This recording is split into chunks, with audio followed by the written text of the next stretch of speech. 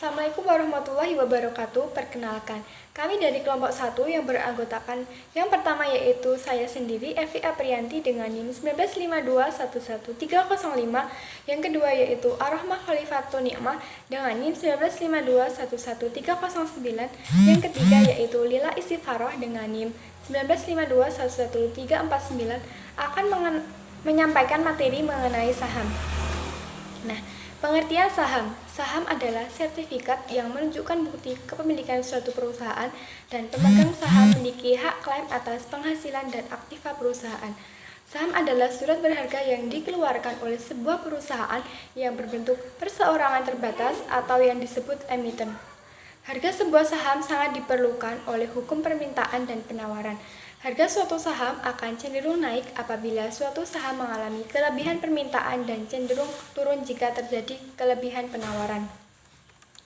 Nah, klasifikasi sektor dan subsektor saham.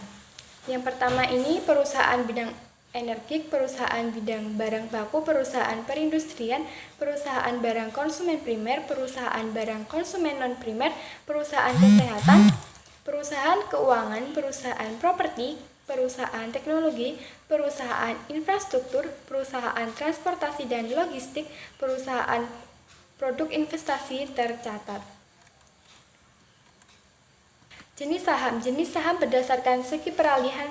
Yang pertama yaitu saham atas unjuk atau pure stock. Nah, saham tidak punya nama pemilik saham tersebut. Nah, sangat mudah dipindah tangankan karena siapapun pemegang saham disebut otomatis akan dianggap sebagai pemiliknya.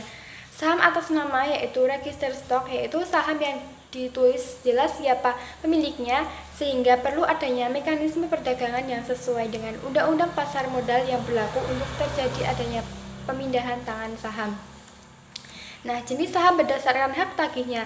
Saham biasa yaitu common stock, hak klaim terakhir atas aktiva perusahaan bangkrut di likuiditas, hak suara yang proporsional pada setiap RUPS, memperoleh dividen yang berubah-ubah setiap kesempatannya tergantung keputusan manajemen perusahaan.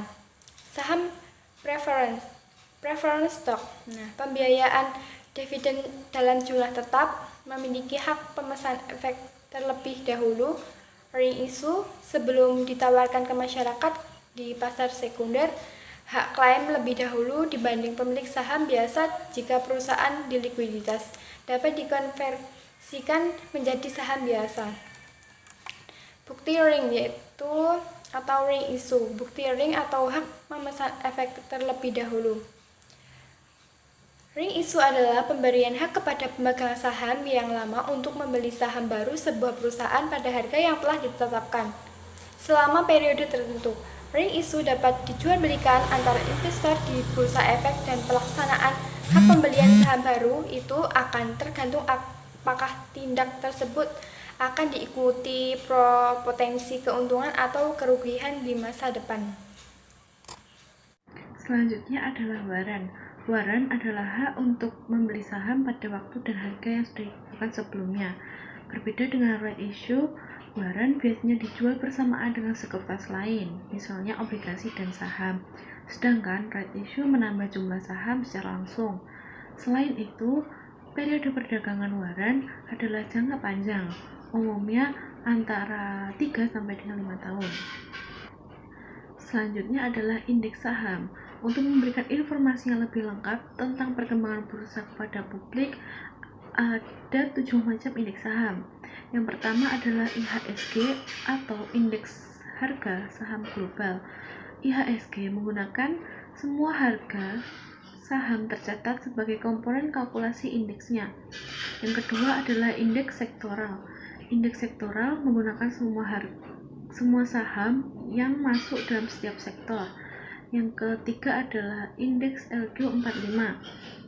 Indeks LQ45 menggunakan 45 saham terpilih setelah melalui beberapa tahapan seleksi. Yang keempat adalah indeks individual. Indeks individual merupakan indeks untuk masing-masing saham berdasarkan harga dasarnya. Lalu ada Jakarta Islamic Index. Jakarta Islamic Index merupakan indeks perdagangan yang merupakan di dalamnya adalah saham syariah. Lalu ada indeks Kompas 100. Indeks Kompas 100 ini menggunakan 100 saham pilihan harian Kompas. Selanjutnya adalah kategori-kategori saham. Yang pertama adalah income stocks. Income stock ini adalah sebuah saham yang dikatakan income stock apabila memiliki ciri-ciri yaitu memberikan dividen yang relatif besar tapi tidak teratur. Lalu yang kedua adalah blue chip stock, adalah saham dari perusahaan yang solid dan terpercaya dengan sejarah panjang pertumbuhannya yang stabil. Blue chip stocks biasanya memiliki ciri-ciri harga saham dalam jangka panjang yang cenderung naik.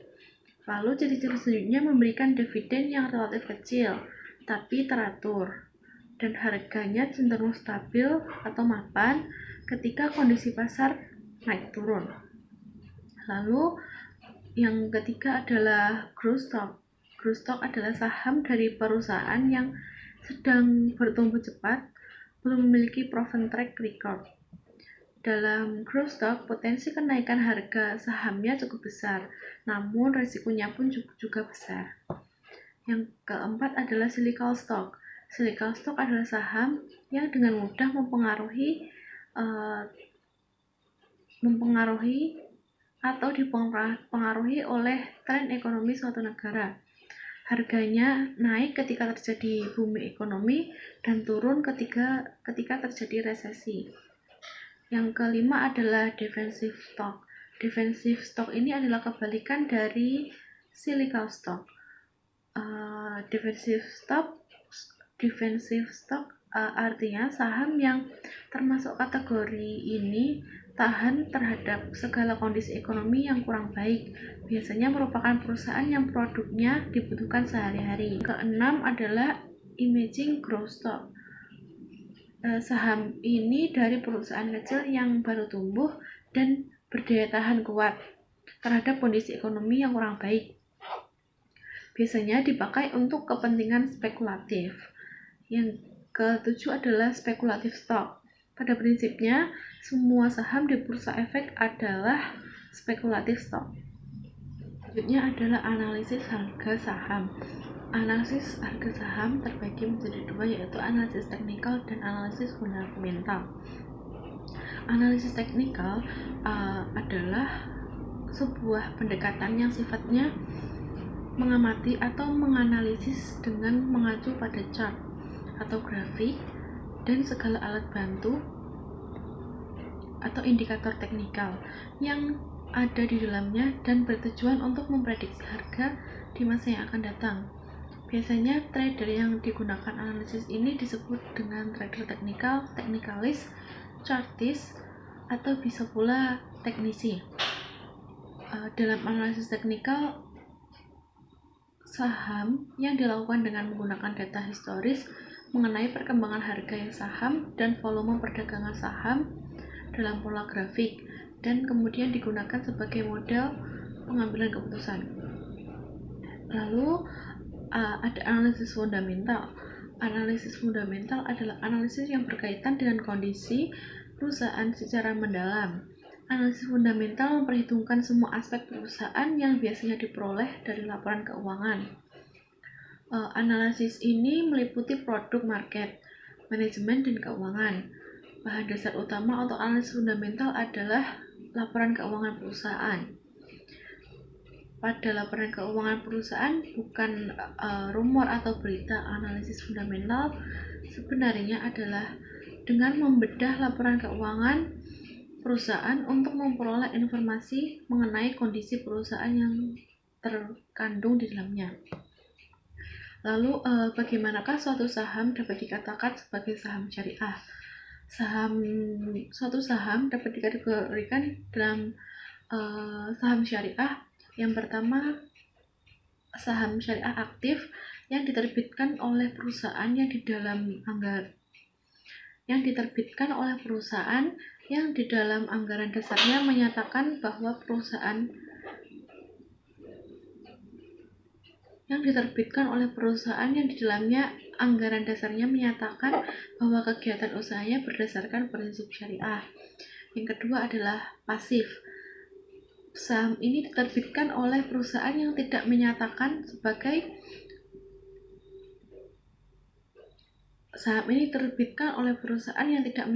sebagai entitas syariah, namun memenuhi kriteria OJK sebagai saham syariah. Yang selanjutnya adalah daftar efek syariah. Daftar efek syariah ini merupakan pasar modal yang menerapkan prinsip syariat Islam. Sistem kerja tersebut membuat produk saham yang ditaruhkan menjadi halal serta bebas dari riba.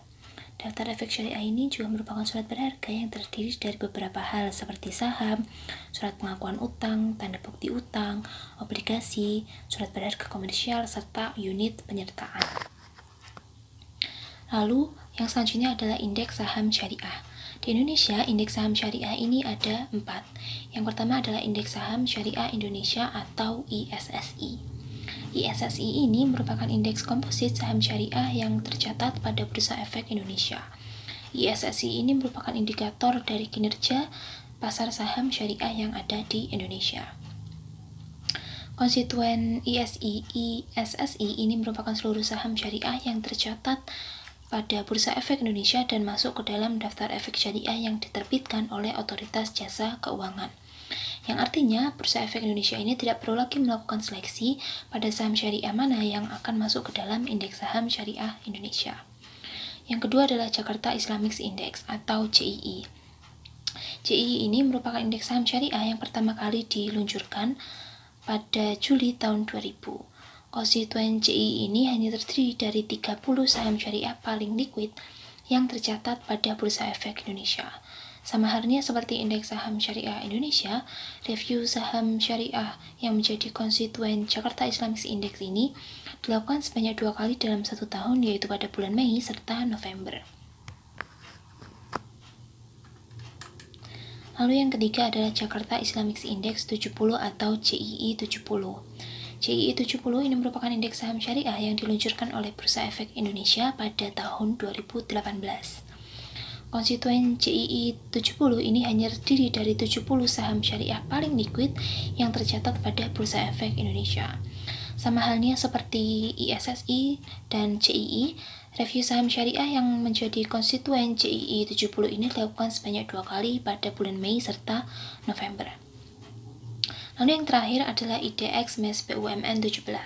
IDX MES BUMN 17 ini merupakan indeks yang mengukur kinerja harga dari 17 saham syariah yang merupakan BUMN atau badan usaha milik negara, dan afiliasinya ini memiliki likuiditas baik serta kapitalisasi pasar yang besar dan mendukung fundamental perusahaan yang baik. IDX MES BUMN 17 ini merupakan kerjasama yang terbentuk antara Bursa Efek Indonesia serta Perkumpulan Masyarakat Ekonomi Syariah. Dalam instrumen saham, apa saja manfaat yang dapat kita dapatkan jika kita berinvestasi pada instrumen saham? Yang pertama adalah capital gain. Capital gain ini didapat investor jika harga jual saham ini melebihi harga beli saham. Nah, capital gain atau keuntungan modal ini merupakan keuntungan yang diperoleh dari selisih harga jual dengan harga beli. Lalu yang kedua adalah dividen.